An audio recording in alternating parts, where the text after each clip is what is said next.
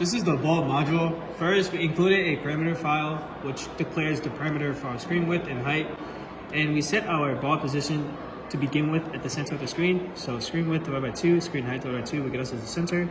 And we also set the score of each player to be 0 and also the stage reset to be 0 because nothing's going on yet. Our first block, coding block we have is checking if reset flag is true or not. If reset flag is true, that means we have to reset the game and the ball goes back to the center again. And then obviously you have to reset the stage to 0 so the game can run. And then our next block is we check if reset flag and game reset is true. If they're true, the game, this is different than a stage reset because this is the reset button which clears the whole game module. This is happening when the game is going on, so collisions, and this is kind of like exiting out the game.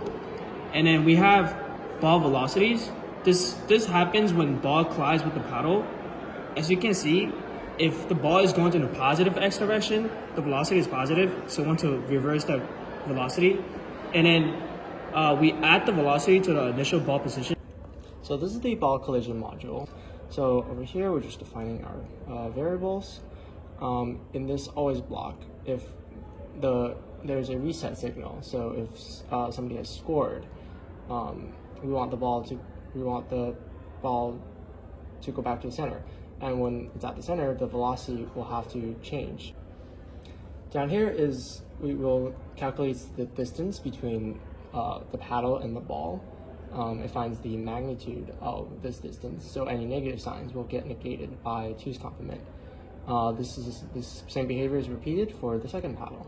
Now, if the distance of the ball to the paddle is less than the radius of the ball plus the height of the ball, then visually they are colliding. So what happens here is that we make sure the code knows that it is colliding. And this, again, behavior is repeated for the second paddle. Down here, if the ball is colliding with the left or right paddle, what we want to do is reverse the x velocity of the ball while adding 1 to it. This +1 will make sure that the game actually gets harder and harder as time goes on. When the ball hits the top or bottom walls, the y velocity will invert. And that's the end of this module. So when we draw things on the screen, we need to decide whether or not a certain pixel should be white or black. To do this, we define each object in the game as a rectangle with a defined height, width, x position, and y position. X draw and y draw define the current pixel being drawn, and level decides whether or not it should be white. So first we define everything to start at 0, and then the level is always assigned to whether or not the x distance is within the width of the object, and the y distance is within the height of the object. Whenever the x position, so where the object is, changes, or where we're drawing changes, we double check that the distance between where we're drawing and where the object is less than the width of the object.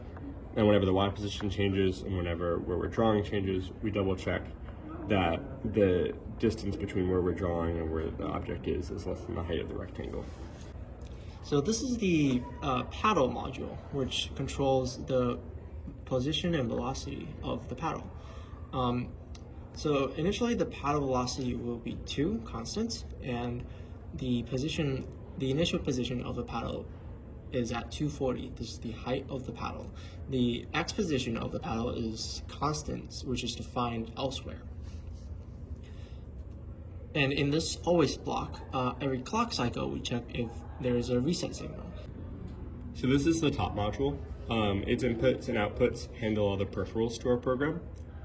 There's a lot of wires and stuff defined connecting each module, but the main functionality includes checking for when the score is over a certain amount and setting the game over register to be true, which stalls the game clock. Additionally, at the start of the game, we have to press a start button. So for the game clock itself, we stall it until it's active, which happens when the start button is pressed. And then over here, we have our connections between all of our modules.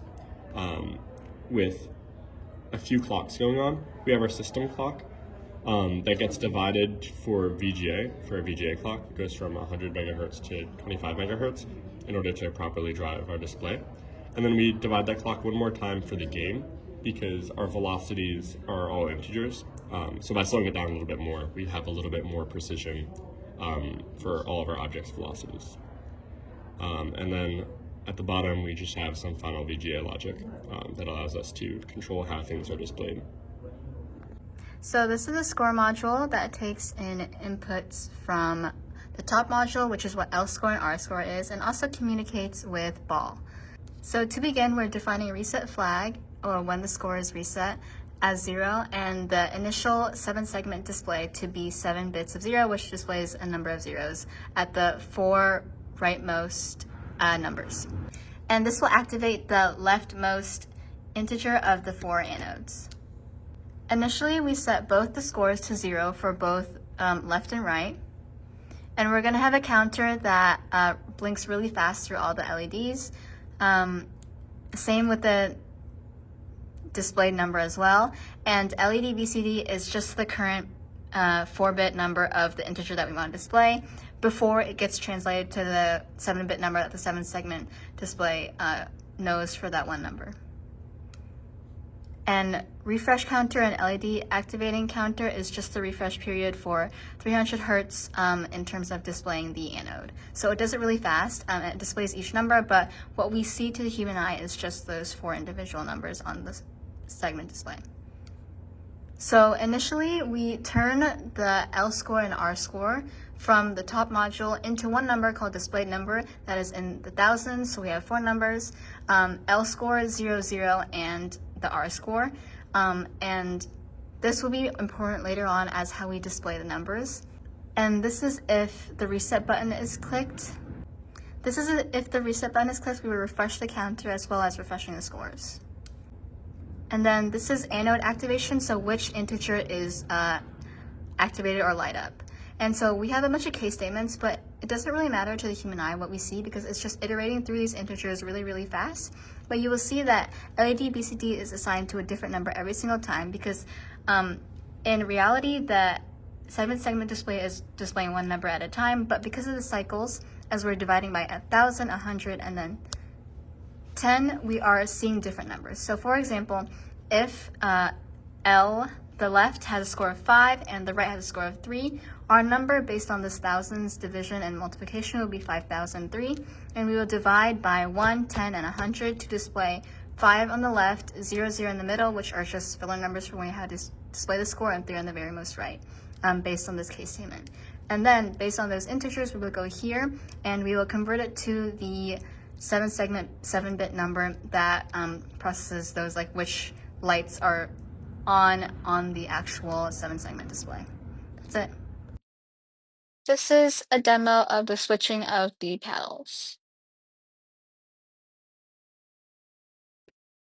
This is the start button.